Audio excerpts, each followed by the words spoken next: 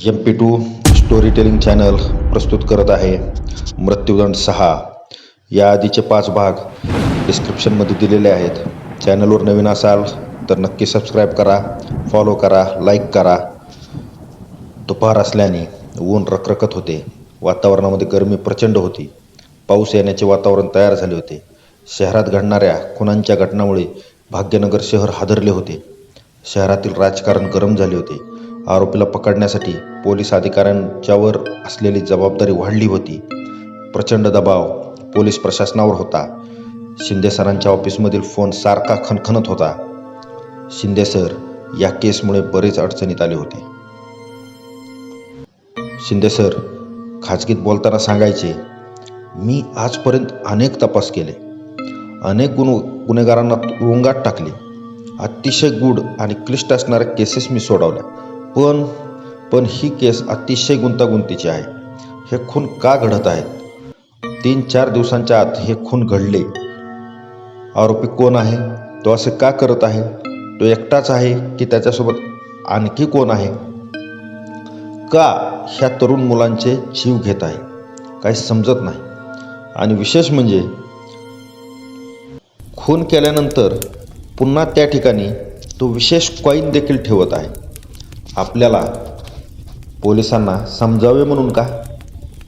पण तो आपल्याला नक्की काय सांगत आहे?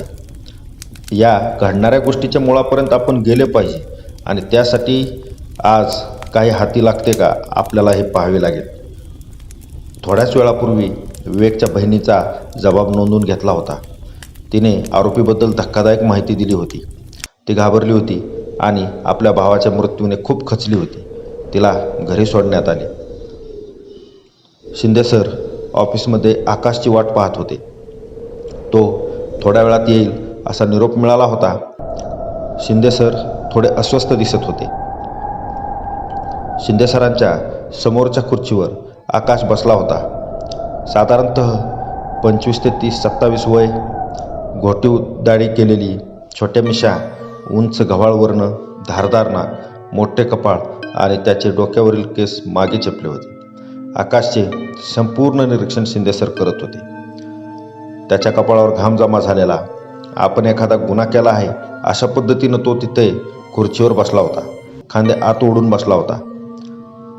आकाश, तुझ्या जवळच्या सर्वच मित्रांचा खून झाला आहे आणि तेही एका आठवड्याच्या आत, बरोबर का? हो सर, बरोबर आहे. एकाच आठवड्यात एवढे खून घडले आणि ते खून तुझ्या मित्रांचे आहेत आणि मला वाटतं आता यावेळी तुझी वेळ आहे. शिंदे सर थोडे विचार करून बोलत होते. सर तसे काही म्हणू नका. मला खूप भीती वाटत आहे. समोरच्या टेबलवर ठेवलेला पाण्याचा ग्लास आकाशने उचलला. त्याने कटाकट पाणी पिले. शिंदे सरांकडे तो पाहत नव्हता. तो काहीतरी लपवत आहे हे भाव त्याच्या डोळ्यात दिसत होते. मला एक सांग आकाश, तो तुमचे तरुणांचे खून का करत आहे? कशासाठी? तुमची खरंच काही दुश्मनी आहे का कोणाशी? हे सर्व कोण घडवत आहे आकाश? मला खरं सांग. शिंदे सरांची भेदक नजर आकाशच्या काळजाला चिरत होती. आपल्याला आता खरे सांगावे लागणार आणि हे खरे सांगितल्याने आपण पण अडकणार त्यात. मग सांगू की नको?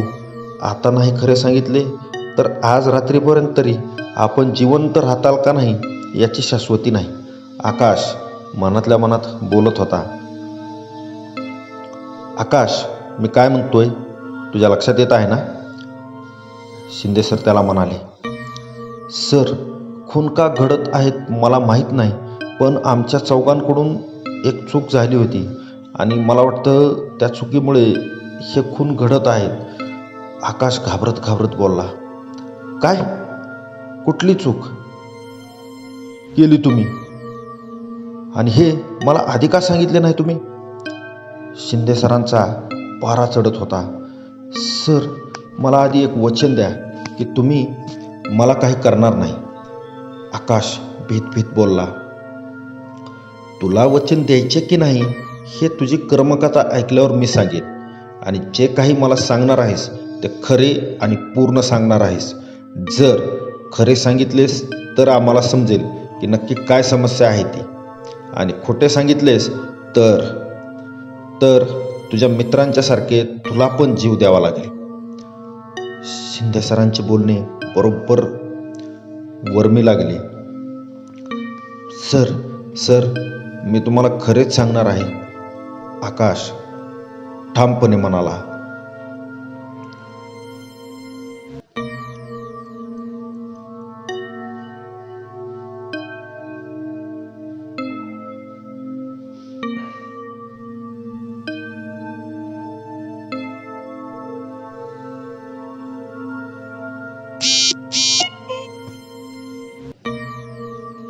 सर, मागच्या आठवड्यातील अगोदरच्या शनिवारी, म्हणजे 8-10 दिवसाखाली आम्ही सर्वजण फिरायला गेलो होतो. आम्ही 4 मित्रांनी मस्तपैकी एन्जॉय करायचे ठरवले होते. 4 व्हीलर गाडी विवेकची होती. 2-3 दिवस मस्तपैकी कोकणची किनारपट्टी बघायची, समुद्रात पोहायला जायचे, समुद्रावर बीचवर एन्जॉय करायचा आम्ही ठरवला होता. आणि पुढे गोव्याला चौघेजण फिरायला गेले तेव्हाचे आकाश सांगू लागला. गाडीत एकमेकांसोबत गप्पा मारत आम्ही येत होतो. अरे यार विवेक, गाडी जरा सावकाश चालव, आत्ताच ॲक्सिडेंट होता होता राहिला. सुरेश विवेकवर खेकसत बोलला. इकडचे रस्ते घाट डेंजर आहेत भावा, जरा जपून. अरे सूर्या, काय सारखं घाबरतोस तू? सारखं तुझं चालूच असतं पकपक पकपक पकपक. अरे असे करू नका, तसे करू नका यार, मर्दासारखा मरद ना तू, मग का घाबरतो सारखे? रोहित सुरेशला डिवचत म्हणाला. अरे यार, आपण तरुण, मस्त एन्जॉय, थ्रिल, ॲडव्हेंचर असलं पाहिजे आपल्या आयुष्यात, असे म्हाताऱ्या माणसासारखे करू नकोस, मी बोललो. म्हणजेच आकाश, तुम्ही दोघे का त्याच्या सुरेशच्या मागे लागला आहात? विवेक गाडी चालवत होता. आपण सर्वांनी काळजी घेतली पाहिजे असे त्याचे म्हणणे आहे, आणि ते बरोबर आहे ना? सर्वजण चूप बसले. आमची गाडी आता सुसाट वेगाने कोल्हापूरमधून रत्नागिरीत गेली. लवकरच आम्ही समुद्र किनाऱ्यावर पोहोचणार होतो. पावसाचे वातावरण झाले होते. उंच उंच दिसणारे डोंगर, नागमोडी वळणे घेणारा रस्ता, आजूबाजूला घनदाट झाडी, त्या ठिकाणी निसर्गाने आपल्या हाताने वेगवेगळ्या रंगाचे मुक्त हस्ताने उधळण केली होती. डोंगरावर असणारी झाडी, त्यांच्यावर ढगांची चादर पसरलेली मनमोहक दृश्य होते ते. गाडीतून बाहेर पाहत असलेल्या रोहित म्हणाला. अरे यार, काय मस्त वातावरण आहे बाहेर, थंडगार आणि उत्तेजित करणारे. अशा वातावरणात थोडा माल दारू मिळाला तर आणखी मजा येईल. थोडा धीर धर माझ्या राजा, आपण समुद्र किनाऱ्यावर पोहोचल्यावर आपल्याला तिथे दारू मिळणार आहेच, विवेक उत्साहित होत बोलला. थोड्या वेळात गाडी एका बीचजवळ पोहोचली.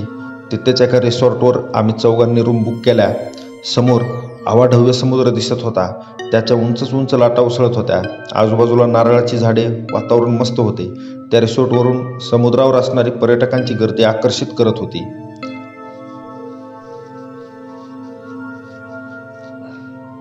सुरुवातीला आम्ही चौघेही फ्रेश झालो आणि त्यात आपल्या रूममध्ये आराम करू लागलो. संध्याकाळ होण्याला थोडा उशीर होता. शिंदे सर आकाशला अडवत म्हणाले. तू आम्हाला मुद्द्यानुसार आणि नेमकी माहिती सांग. सगळ्या समुद्रकिनाऱ्याचे आणि तुमच्या प्रवासाचे रसभरीत वर्णन करून जर तू तुमची कथा सांगत राहिलास तर आम्हाला इथेच रात्र होईल. ऑफिसमध्ये एकच हसा पिकला.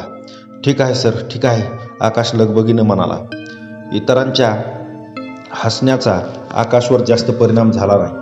पुढची कथा कशी सांगायची आणि त्यासाठी शब्दयोजना कशी असावी याचा तो कदाचित विचार करत असावा.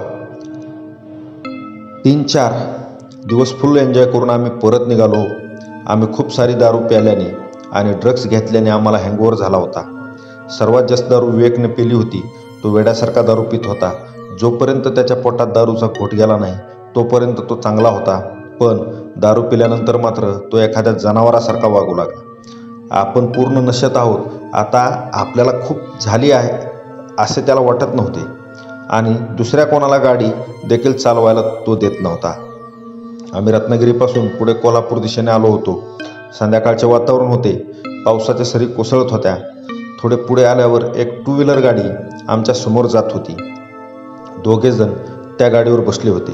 साधारणतः 40-45 वय वर्ष असणारा पुरुष गाडी चालवत होता आणि त्याचे पाठीमागे 20-22 वर्षाची तरुणी बसली होती. बहुतेक गाडी चालवणाऱ्याची मुलगी होती. दोघांनी अंगावर रेनकोट घातले होते. रस्ता घाटाचा असल्याने नागमोडी वळणे जात होती. रस्त्याच्या दोन्ही बाजूंनी घनदाट झाडी असल्यावर वाहनांची वर्दळ जवळजवळ नव्हतीच. एखादे वाहन आम्हाला क्रॉस करून जात होते, तेही क्वचित. विवेक वेगाने गाडी चालवत होता. त्याला शुद्ध नव्हतीच मुळी. आमच्या सर्वांचा जीव टांगणीला लागला होता. थोड्याच वेळात विवेकचे गाडीवरील नियंत्रण सुटले आणि आम्हाला पाठमोरी असणाऱ्या त्या टू व्हीलरला मागून जोरात धडक बसली. टू व्हीलर चालवणारी व्यक्ती बाजूच्या झाडावर जाऊन आपटला आणि मागे बसलेल्या तरुणीचा मात्र खाली रोडवर पडल्याने तिचे डोके आपटल्याने जागीच मृत्यू झाला. टू व्हीलर चालवणाऱ्या व्यक्तीला जास्त इजा झाली नव्हती. त्याने आम्हाला पाहिले. डोक्याच्या लागलेल्या जखमेतून रक्तस्रावाने त्याला भोवळ येत होती, पण तो आमच्याकडे रागाने पाहत होता. आम्हाला मदतही मागत होता. माझ्या मुलीला वाचवा म्हणत होता. पण विवेकने आणि आम्हीसुद्धा तिथून पळ काढला. आम्ही त्याची मदत केली नाही आणि मला वाटतं तोच व्यक्ती आम्हाला मारत आहे, त्याच्या मुलीच्या मृत्यूचा सूड घेत आहे. अपघात भीषण होता. आमची सर्वांची दारूची नशा उतरली होती. आम्ही सर्वांनी तुरुंगात जाण्याच्या भीतीने तिथून पळ काढला आणि इकडे आपल्या गावी आलो. आकाशने सांगितलेली कहाणी ऐकून सर्वांना वाईट वाटले आणि आकाशचा व मृत पावलेल्या त्या तिघांचा प्रचंड राग आला होता. शिंदे सर आकाशला रागात काहीतरी बोलणार, तेवढ्यात त्यांचा फोन वाजला. हॅलो, हा कोण? पलीकडून केवळ हसण्याचा आवाज येत होता. सत्य वेगळेच आहे इन्स्पेक्टर, सत्य वेगळेच आहे. पलीकडून हसण्याचा आवाज बंद झाला. क्रमशः हा आपला मृत्युदंड कथेचा 6वा भाग होता. कथा कशी वाटत आहे नक्की सांगा. सबस्क्राईब करायला विसरू नका आणि लवकरात लवकर पुढचा पार्ट देखील आपण प्रस्तुत करणार आहोत. Thanks for watching. Please subscribe our channel. Thank you.